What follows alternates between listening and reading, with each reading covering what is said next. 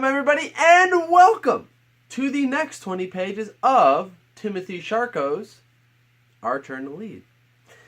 Now, the last video kind of pertained to a lot more background information, so you kind of know who the characters are and what the main premise of the book is going to revolve around.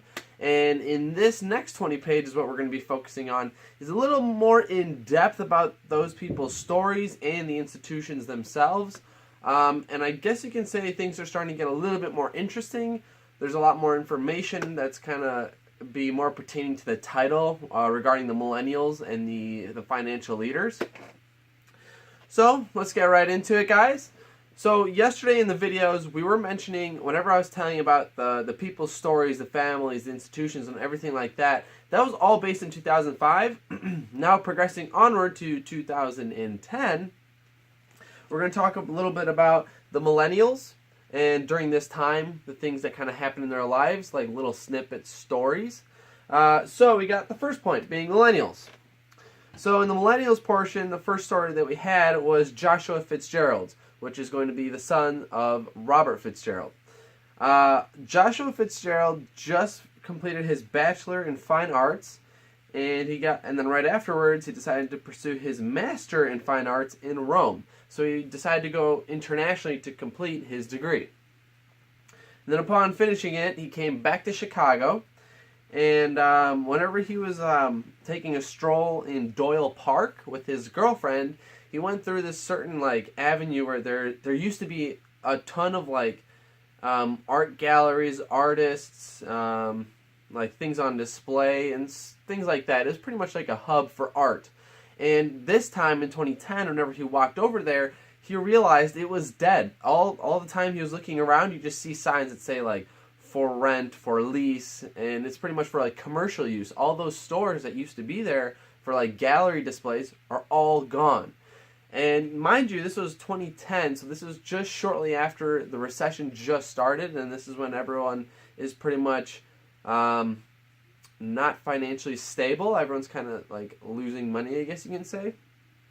But he, as I mentioned though, whenever he went towards that international degree, he was hoping that would kind of help him find a job a lot easier, because finding an international job kind of shows a lot that you went all the way out of the country to study abroad. That being said, that'll kind of relate later on in the story. Now, next person that we have is Ashley Fitzgerald, which is going to be Joshua's sister.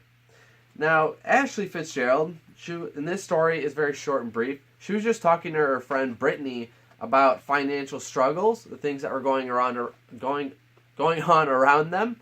They were just pretty much relating how the financial crisis has pretty much halted everything in their progress. They had all these ambitions, but they can't really achieve it because they don't have money now. Then we have the next millennial, which is Justin Moore, which is the son of James Moore, and he just finished his degree in finance, and his mom Trisha, what's the word I'm looking for? Fashion design, whatever. That person that wanted to pursue fashion design. Forgot. There's a certain terminology for it. I totally forgot what it is. Brain fart. But she created her own company, and it went down under, and she had to close it, unfortunately. She was selling a pair of jeans for $200 before the financial crisis, and then once the financial crisis hit, she was selling them for about $60 a pair. So it kind of shows you how crazy the margins have changed because of the financial crisis. And Justin Moore, he finally actually got a job at USA Retail Exchange as a scanner data analyst. He was looking all over the place for a job, and he couldn't really find anything that he wanted to, so he pretty much just took whatever job he can take, and that's what he came up with, and he decided to take that job.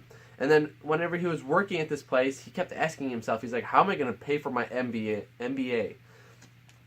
And then the next character for the millennial, which I totally forgot in the first video. It turns out the Moores actually had a daughter too, and I totally forgot about that.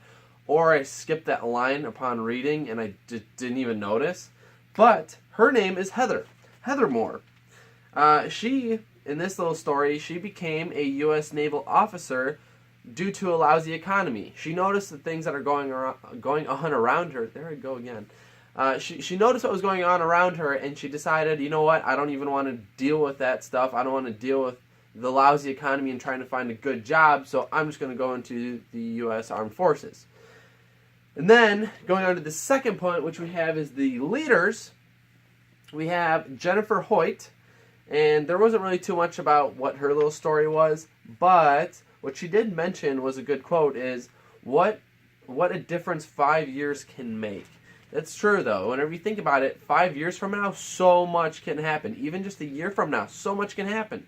So whenever you're pursuing your dreams, don't even freak out about time, because seriously, so much can happen within a year, within 2 years, and so on and so forth. Next leader, we have Michael Townsend, and his little story, he pretty much just got out of a meeting in Washington, D.C., and he's pretty much strictly paying attention to the political debates that were going on around the country. And there was some quote that was brought up, and it was the fact that bankers should be punished because of the financial crisis. However, whenever he became CEO of the Bank of North America, he was he thought to himself, there's nothing I'm doing wrong. I'm not an evil person that is purposely screwing customers over just for his personal gain. And he kept asking, he's how is this happening? This is terrible, because I don't do any of the mischievous stuff that other people are doing. And then we have the next leader, which is Ryan Kearney. He was promoted at Supreme Products after a merger with another company. I forgot what it was called. It was something consumers. I don't know what it was. But he did get a raise on top of that. And however, after that, he got intrigued by a startup company, a startup venture, and he decided to leave Supreme Products, or that new company name, and he decided to pursue that venture. However, shortly after, their credit for that company lucked out, and they ran out of money, so the company went down under. So it turns out, I think Ryan Kearney's out of a job. Tim didn't really specify what happens to Ryan Kearney. There's just that little snippet. Now going to the third point, which is going to be institutions. Now for this part, there's a lot more dialogue and a lot more story in this, so it's going to be kind of a lot more interesting. So there's two of the institutions that we mentioned, which is Lakeview Bank, and then the second one, which is going to be the Bank of North America. However, in this video, we're just going to talk about Lakeview Bank, and in the next video, we're going to talk about Lakeview Bank as well, because the next 20 pages after this focuses a lot on that bank. Now, going on to Lakeview Bank, there was an executive planning meeting, and it was pretty much the board of directors all sitting in a meeting room trying to discuss how to pretty much get out of this financial crisis and how to up their game and start making money again and pretty much stimulating the economy. And upon the meeting, I forgot who exactly it was, but they brought up Jennifer Hoyt, the person that we mentioned last video, and she actually, what she did, what really struck my attention, was the fact that she stressed the importance of the millennial generation. Now, the reason why I bring this up is because Jennifer was pretty much strictly telling everyone we need to pretty much focus on the millennial generation and stop looking at our older clients, the 50 and above people, because they're not really relevant in today's society anymore. Now, I shouldn't say they're not necessarily relevant, but they're not going to be there much longer. No offense, people. You guys are getting to that age.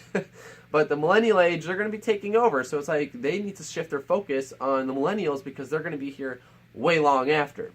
Now, let me just get the book. I'm going to pop up a little picture, a little graph, which will pop up right. Yeah. Now, looking at the graph, Jennifer points out a very good point. Millennials now aren't really focused on just going shopping and enjoying themselves. What they're focused on now is making money and trying to pay off their loans, which is totally true. If you think about it, a lot of us millennials, whenever we're done with school, this first thing that we start focusing on is how do we pay off our debt? How do we get a good job to pay off our debt? And so on and so forth. We're just trying to make some money.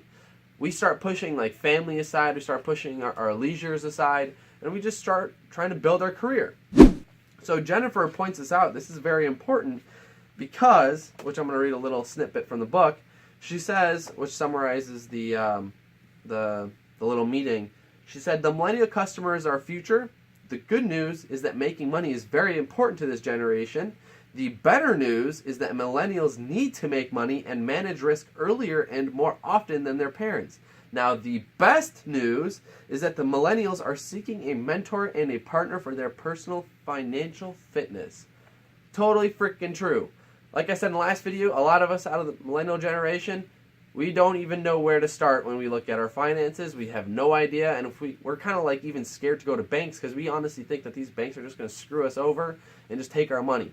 So this is why we always look for people that are finance literate, so we kind of have like some leverage in that space and someone can guide us throughout our way. Now, during this meeting, there was a person named Janet. She was very opposed to the whole millennial generation, and she said that they're like worthless. We shouldn't even be focusing on them. We should be constantly focusing on the older generation because they're so investment orientated and they don't like, that's pretty much they only think about retirement and like the money afterwards. But Jennifer was fighting that and pretty much saying how important the millennial generation is to society. Now, looking at that graph that we popped up before, you can kind of see why the millennial generation is a lot more important in the finance industry today. That is all I have for you guys today. There's going to be a lot more talk about that meeting in the next video. But I hope you picked out some important information about this, about why the millennials are kind of more important in today's finance industry. Other than that, guys, follow us on Facebook, follow us on Instagram, follow us on Twitter, and please subscribe on YouTube, guys. I really appreciate your support. If you comment and give me some feedback or recommend like me to someone who doesn't read, I'd really appreciate it, guys. Take care, guys, and be amazing.